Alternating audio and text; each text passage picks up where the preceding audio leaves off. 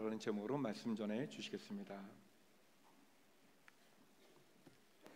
할렐루야. 주님의 은혜가 풍성한 주일이 되기를 바랍니다. 5월 가정의 달을 맞이해서 가정의 회복과 또 가정 속에서 하나님 나라를 경험할 수 있게 되기를 함께 기도하기를 원합니다. 다음 주일은 대중교통만을 이용하는 주일로 우리가 지키면서 또 이웃과 자연, 환경 기억하는 주일이 됩니다. 특별히 서빙고에서는 우리 헌혈 행사를 함으로써 또 이웃과 사랑을 나누게 되겠습니다. 우리 중앙대학교 병원에서 또 함께 도와주셔서 헌혈을 하게 됩니다. 또 양재는 화재 대피 훈련을 하게 됩니다. 오늘 매월 마지막 주일 또 이웃을 생각하며 또 어려운 이웃들을 기억하는 구제봉사 나눔의 주일로 함께 나누기를 원합니다. 가정의 달을 맞이해서 우리 생명의 삶 이제 이사야 말씀과 시편 말씀이고요. 또 빛과 소금에서는 강릉 아산병원의 원목으로 사역하시는 우리 김 목사님, 또 윤정인 사모님 저희 여러분 오셨죠. 10명의 자녀들을 입양해서 정말 아름다운 가정을 이루는 그 감동적인 가정의 이야기가 잘 게재되어 있습니다. 함께 읽으시면서 귀한 가정을 통해 우리에게 주시는 은혜를 함께 나눌 수 있게 되기를 바랍니다. 이 시간 함께 나라 민족을 위해서 기도하고 말씀을 듣겠습니다. 이 나라 민족을 하나님 손에 올려드립니다. 어떤 인간의 또 지도자의 또 사람들에 의하여 이 나라 역사가 무너지지 않게 하여 주옵시고 또 하나님 보시기에 합당한 민족으로 쓰임받게 되기를 간절히 원합니다. 또 세상의 헛된 이념과 또한 세상의 헛된 우상과 부요함만을 따르는 나라가 되지 아니하고 하나님 보시기에 올바른 하나님의 창조 질서가 지켜지며 이 나라에 허락하신 자유민주주의 소중한 체제가 지켜지며 또한 저 북녘 땅을 변화시키며 온 세상에 하나님의 살아계심을 증거할 수 있는 제사장 나라 되게 하여 주옵소서. 한국 교회를 깨워주시며 다시 회복되며 일어서게 하여 주옵소서. 세상에 소금이 되며 빛이 되며 본이 되며 영향을 미치는 교회 되게 하옵소서. 합심하여 함께 기도하겠습니다.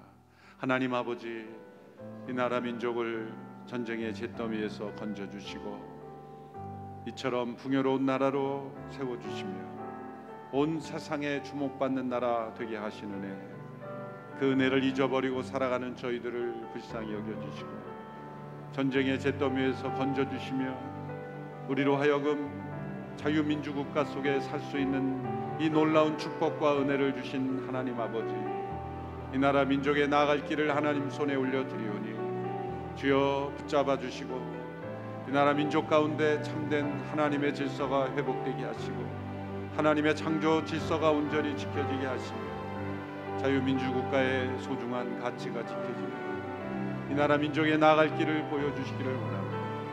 저 북녘 땅을 품고 변화시킬 수 있는 하나됨과 능력을 허락하여 주시옵시고 이 시대를 통하여 하나님께서 온 세상에 주의 복음을 증거하며 하나님의 살아계심을 나타낼 수 있는 나라가 되게 하여 주시기를 원합니다. 이 나라 민족 가운데 만연한 모든 거짓과 우상과 음란과 악독과 분열과 다툼과 정죄와 미움들이 상처들이 씻어지며 회복되게 하여 주시고 무엇보다 먼저 한국 교회가 깨어 일어나 다시 한번 하나님 앞에 회개하며 각성하며 돌이켜 주 앞에 온전케 되는 역사가 일어나게 해주시고 세상의 소금과 빛으로 부르심을 받은 저희들이 그 사명대로 쓰임받게 하여 주시기를 원합니다.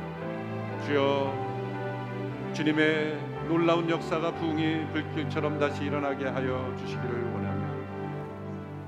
살아계신 하나님 아버지, 한민족, 이 나라 민족의 역사를 되돌아볼 때 하나님의 놀랍고 크신 계획과 사랑과 축복이 있었음을 고백할 수밖에 없습니다.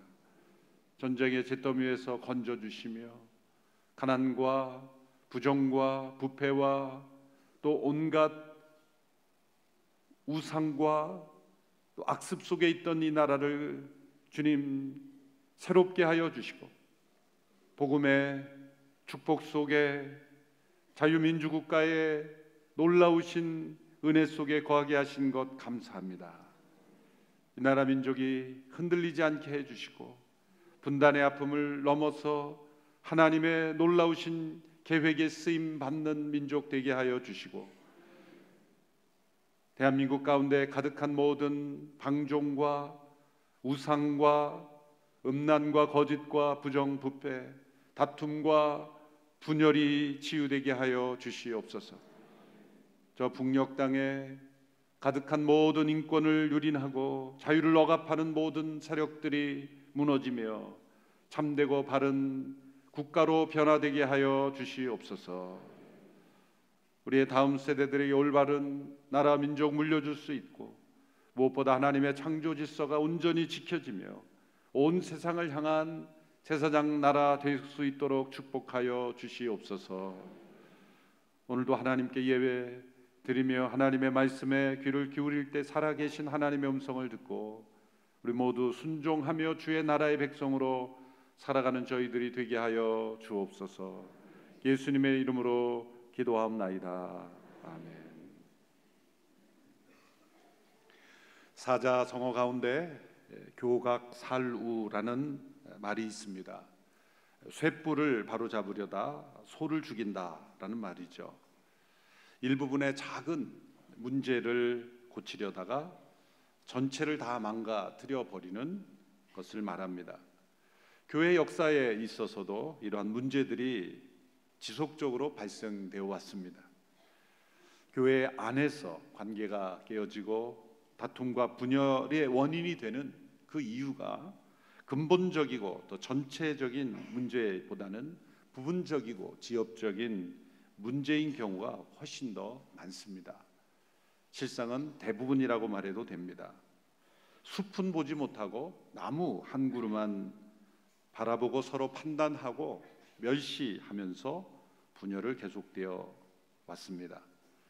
사도 바울은 로마 교회에서도 바로 이런 문제가 공동체의 관계를 깨뜨리고 서로 어려움과 고통을 일으키고 있음을 보고 로마서 14장에 이르러서 권면하고 있습니다.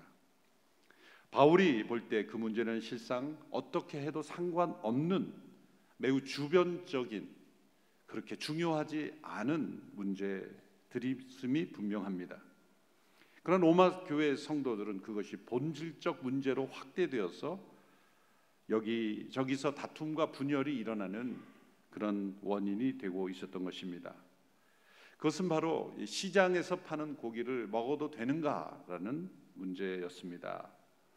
오늘 이 시대로 말하자면 그게 왜 문제가 되는가라고 생각할 수 있겠죠.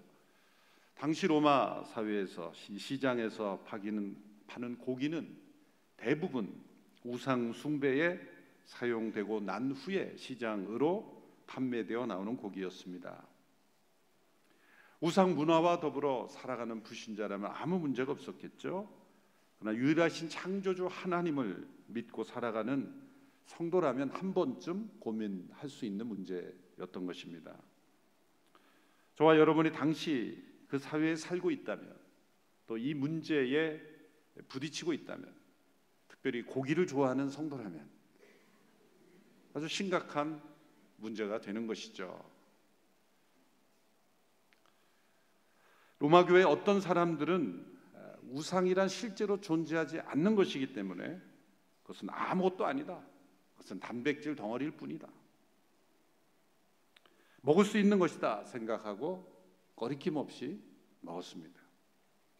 또 다른 어떤 사람들은 우상에게 바쳐진 제물들을 먹는 것은 정말 우상의 것이며 또는 우상 숭배에 참여하는 것이기 때문에 절대로 먹어서는 안 된다라고 생각하고 먹지 않고 채소만 먹은 것입니다. 어느 쪽이 더 믿음이 좋은 사람입니까? 아니, 어느 쪽이 더 믿음이 강한 사람입니까? 먹은 쪽입니까? 먹지 않은 쪽입니까? 여러분 스스로 생각해 보십시오. 사도 바울은 먹은 쪽이 믿음이 강한 사람입니다. 라고 해석했습니다. 먹지 않은 것은 믿음이 연약해서 우상에 대한 과도한 염려, 그리고 실제로 존재하지 않는 우상을 존재하는 것처럼 만들 수 있는 위험이 있기 때문에 먹지 않는 것이다. 그것이 믿음이 연약한 것이다 라고 평가했습니다. 그것은 신약 성경 전체에 걸쳐서 로마서뿐만 아니라 고린도서, 골로새서 여러 부분에서 일관된 해석입니다. 그런데 바울은 이 문제를 그렇기 때문에 고민하지 말고 사 먹으라 라고 결론 내리지 않습니다. 먹을 수 있다 아니면 먹을 수 없다라는 문제는 매우 주변적인 부분적인 문제이라는 거예요. 영어로 표현하면 matter of indifference, 아주 중요한 것이 아니에요. 그 자체가 절대적이거나 중심적인 문제가 아니다. 아무렇게나 해도 상관없는 문제다라고 해석하는 거예요. 그러나 그것보다 더 중요한 문제가 있다. 그 문제로 인해서 서로를 어떻게 판단하고 어떻게 대하는가, 그것이 더 중요한 문제다. 로마서 14장 전체가 이 문제를 다루고 있는데요, 1절에서 3절의 말씀을 보십시오. 제가 읽겠습니다. 여러분은 믿음이 약한 사람을 받아들이되 그의 견해를 논쟁거리로 삼지 마십시오. 어떤 사람은 모든 음식을 먹을 만한 믿음이 있으나 믿음이 연약한 사람은 채소만 먹습니다. 먹는 사람은 먹지 못하는 사람을 업신여기지 말고 먹지 못하는 사람은 먹는 사람을 판단하지 마십시오. 이는 하나님께서 그 사람을 받으셨기 때문입니다. 믿음이 강해서 거리낌 없이 먹을 수 있는 사람은 나는 먹는데 너는 왜 먹지 못하느냐라고 업신여기지 마라. 또 먹지 못하는 사람은 먹는 사람을 가리켜 저 사람은 믿음이 문제가 있다라고 섣불리 판단하지 마라. 먹느냐 먹지 않느냐의 문제는 주변의 문제이지 중심의 문제가, 핵심의 문제가 아니다. 진짜 핵심의 문제는 그 문제를 가지고 다른 성도를 어떻게 대하고 판단하고 바라보느냐이다. 서로 판단하고 멸시하는 것이 더 큰 문제다. 하나님 나라의 공동체에서는 그걸 먹느냐 먹지 않느냐 개인의 선택의 문제이고 아무런 문제가 아니다. 중요한 것은 그 문제를 가지고 성도를 어떻게 대하고 어떤 관계를 맺어가느냐, 그것이 중요한 문제입니다. 이 우상에게 바쳐진 음식의 문제는 로마 교회만이 아니라 고린도 교회에서도 동일하게 일어난 문제였습니다. 그러니까 사도행전의 그 시대에, 사도 시대에 일어났던 교회들의 공통적인 그런 문제라는 것이죠. 고린도 교회에도 로마 교회에게 준 교훈과 동일한 맥락의 교훈을 줍니다. 고린도전서 8장 7절 중반 이하부터 9절까지의 말씀을 제가 읽어보겠습니다. 어떤 이들은 지금까지도 우상 숭배하는 습관에 젖어 있어서 우상에게 바쳐진 제물을 먹을 때 정말 우상의 것이라고 생각하고 먹음으로 그들의 양심이 약해지고 더러워집니다. 그러나 음식이 우리를 하나님 앞에 내세워주지 못합니다. 우리가 먹지 않는다 해도 해로울 것이 없고 먹는다 해도 이로울 것이 없습니다. 그러므로 여러분의 자유가 연약한 사람들에게 걸림돌이 되지 않도록 조심하십시오. 동일한 문제입니다. 그 음식을 먹느냐 먹지 않느냐는 부수적인 문제이고 그보다 더 중요한 것은 그로 인해서 연약한 지체가 근심하고 시험에 드는 것이라면 나는 영원히 먹지 않겠다. 나는 먹을 수 있다고 믿는다. 그것이 믿음이 강한 것이다. 그런데 믿음이 연약한 자가 내가 그것을 먹음으로써 시험에 들거나 근심하는 모습이 보면 난 영원히 먹지 않겠다. 왜? 먹는 것보다 더 중요한 것이 우리의 관계이기 때문이다.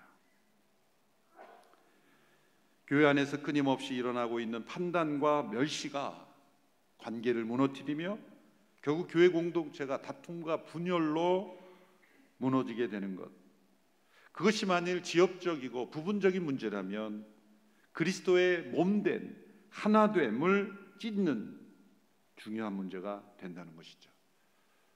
언제나 부분은 전체 속에서 봐야 되는 것이죠. 여러분, 많은 이단들이 왜 생깁니까?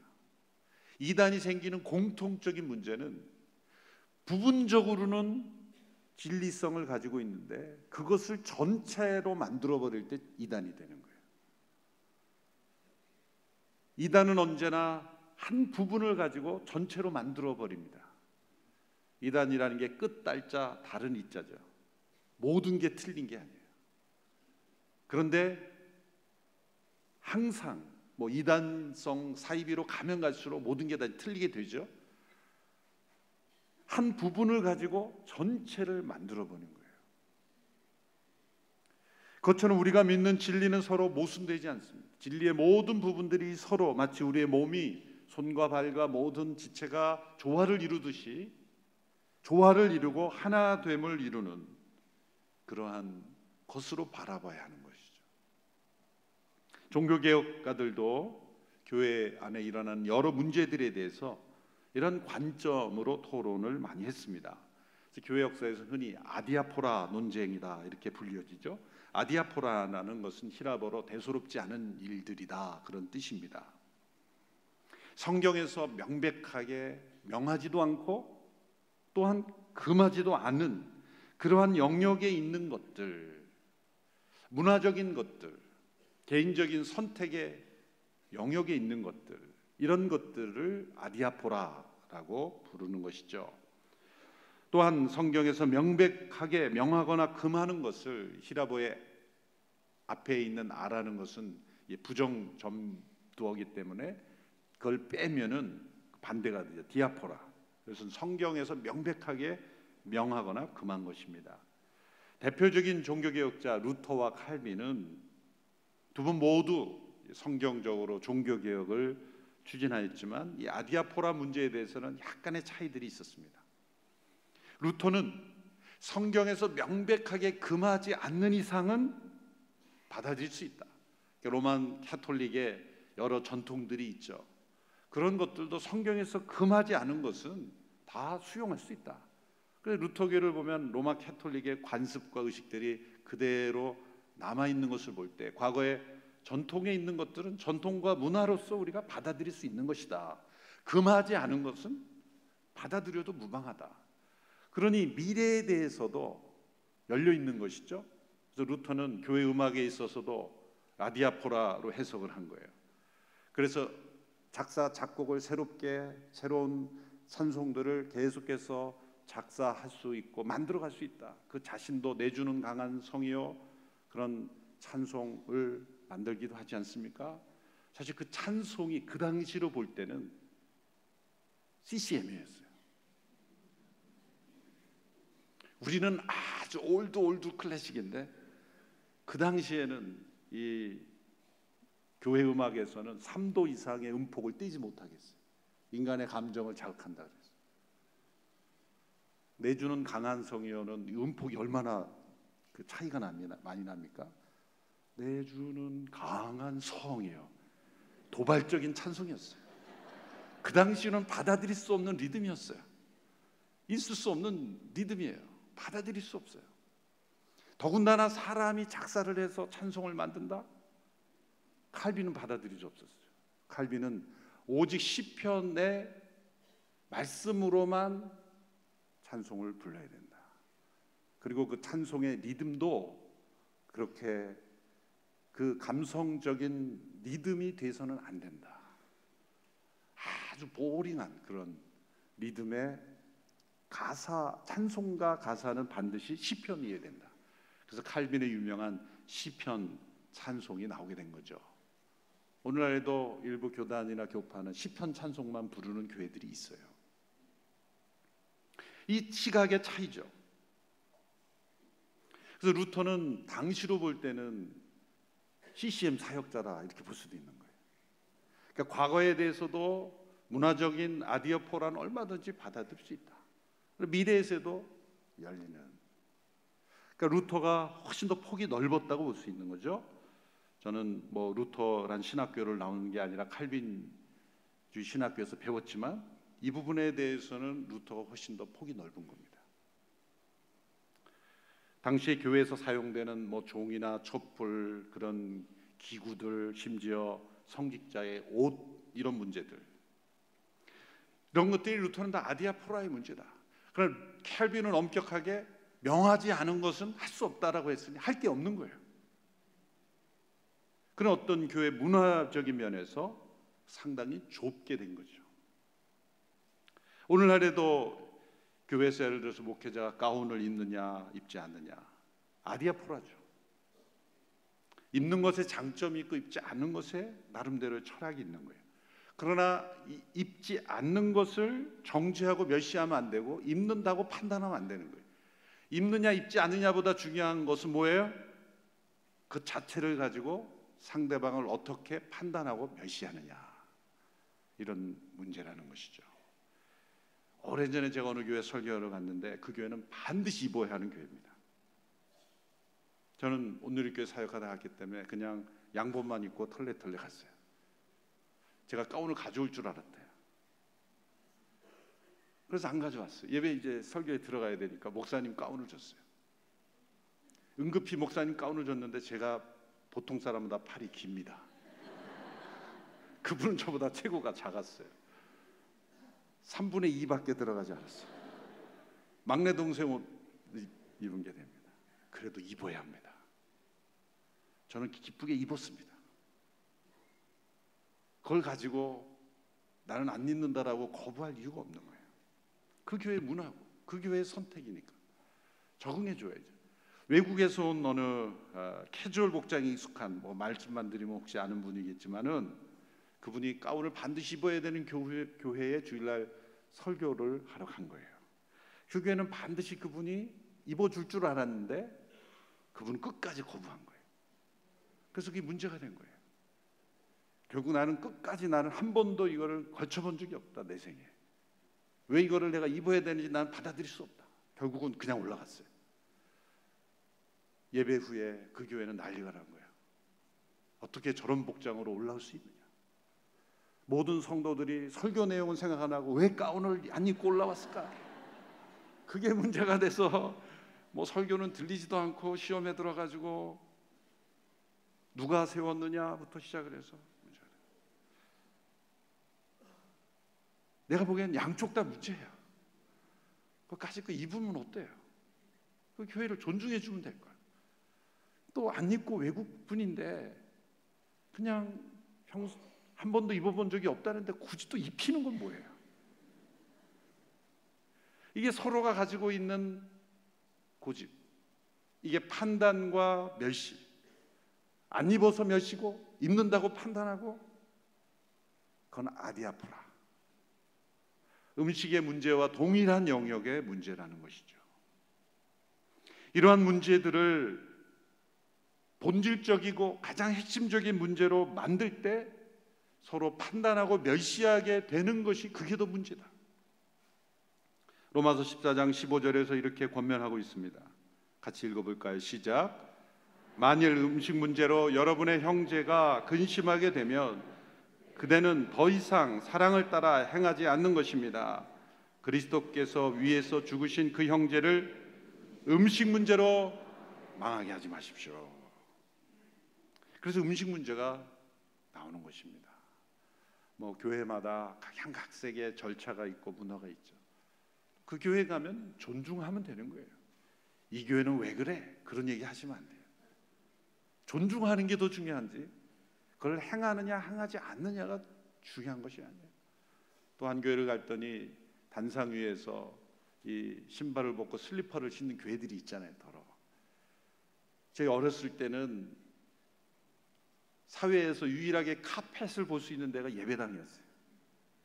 그래서 예배당 단상에, 그래서 그 사찰 집사님이 어렸을 때 막 신발 신고 올라가면 막 자국이 남잖아요. 왜? 비포장도로가 대부분이니까. 그 당시에는 진공청소기가 없던 시대예요. 그래서 슬리퍼를 신은 거예요. 다른 이유가 아니에요. 그것이 이 단상에서 슬리퍼를 신는 이유가 내 발에서 신을 벗으라, 그게 아니에요. 말씀을 그렇게 해석하면 안 돼요. 신을 요즘은 신는 게 예의예요. 그런데 요즘도 신을 벗어야 되는 교회가 있어요. 절대 슬리퍼도 안 신는 교회도 있어요. 그럴 때 가서는 양말을 좋은 걸 신고 가야죠. 물어보고 준비하고 가면 되는 거예요. 그런 교회 가서 또복또복 신발 신고 올라갔다가는 난리가 나는 거죠. 그거를 깨트리려 하는 사람도 문제고 또 거기에 집착하는 것도 문제예요. 그런 문제에 부딪힐 필요가 없다는 거예요. 제가 한 교회 설교를 또 갔는데 신을 벗고 슬리퍼, 그 교회에도 제가 또 발도 커요. 목사님 슬리퍼가 작아요. 그날 또 비가 왔어요. 외부를 통해서 본당에 들어가는 거예요. 어떤 일이 벌어지겠어요? 제 발 뒤꿈치가 다 젖었어요. 그리고 설교에 올라가서 단을 하는데 뒤에서 젖은 양말에서 물이 쭉쭉 흘러나오고, 그리고 설교를 해야 된 좌우를 보니까 이렇게 같은 단상 위에서 다 신었어요. 나만 벗겼어요. 설교하는 내내 왜 나만 벗겼을까? 좌우측에 같은 스테이지인데 이렇게 큰 저기도 아니에요. 이렇게 가까이 있어요. 여기 단상 2m, 2m에 서는 나만 슬리퍼를 신기고 나만 양말을 젖게 하고, 도대체 웬 이게 요즘 말로 웬 시츄에이션? 설교하는 내내 왜 나만 벗겼을까? 이게 거룩일까? 거룩이 아니라 거북이 아닐까? 그런데 그런 판단에 몰두할 필요가 없는 거예요. 그냥 끝까지 양말 와서 갈아 신으면 되는 거예요. 그걸 가지고 이 교회가 이렇다 저렇다 얘기할 필요가 없는 거예요. 그러나 그렇게만 해야 된다는 것도 뭔가는 좀 벗어야 되는, 아디아포라가 디아포라가 되어 있는 거예요. 교회는 아디아포라가 아니라 디아포라, 정말 중요하고 근본적인 문제, 그게 뭡니까? 하나님 나라예요. 하나님 나라가 어떤 질서인가, 어떤 본질인가를 가지고 생각하는 거죠. 오늘 본문에 로마서 14장 17절의 말씀, 17절에 19절의 말씀이 이런 맥락에서 우리에게 주어진 결론입니다. 같이 읽어보겠습니다. 시작. 하나님 나라는 먹고 마시는 것이 아니라 성령 안에서 의와 평강과 기쁨입니다. 그리스도를 이렇게 섬기는 사람은 하나님을 기쁘시게 하고 사람에게도 인정을 받습니다. 그러므로 화평을 이루고 서로 세워주는 일에 힘씁시다. 하나님 나라는 먹고 마시는 것이 아니다. 이게 먹고 마시는 것을 왜 이렇게 말씀을 하실까라는 맥락이 이런 맥락 속에서 나오는 거예요. 음식 문제, 어떤 절기를 지키고 어떤 제도를 시행하고 이런 모든 것들, 그런 지역적인 문제가 아니다. 하나님 나라는 그보다 더 크고 우리가 생각할 수 없는 차원의 문제이다. 주변적인 문제에 대해서 자신의 견해에 집착하고 자신의 권리를 주장하고 몰두하는 것이 또 우리 하나님 나라에 반하는 것이다. 어떤 음식을 먹느냐 먹지 않느냐를 가지고 만일 너의 마음속에 평강이 없다면, 기쁨을 잃어버렸다면 도리어 하나님 나라에 반해서 가고 있는 것이다.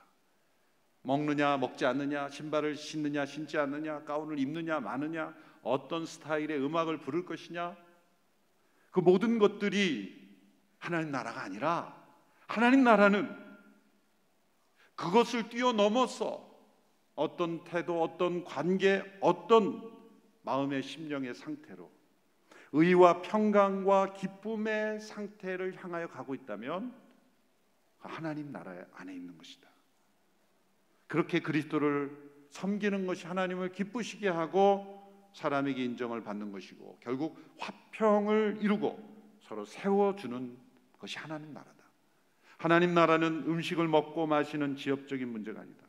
하나님 나라에 속했다는 것은 어떤 것이냐? 우리가 더 이상 나 자신의 것이 아니라는 거예요. 여러분, 나라라는 개념 자체가 어떤 법과 통치가 살아있다는 것을 의미하는 거예요. 그냥 수많은 사람들이 모인다고 나라가 됩니까? 아니죠. 오합지졸일 뿐이에요. 군중무리일 뿐입니다. 나라라고 할 때는 거기에는 법이 있고 통치가 있고 질서가 있다는 거예요. 그 나라에 법이 있는 거예요. 그 나라의 질서가 있는 거예요. 어떤 나라이든지 자기가 그것을 결정하지 않아요.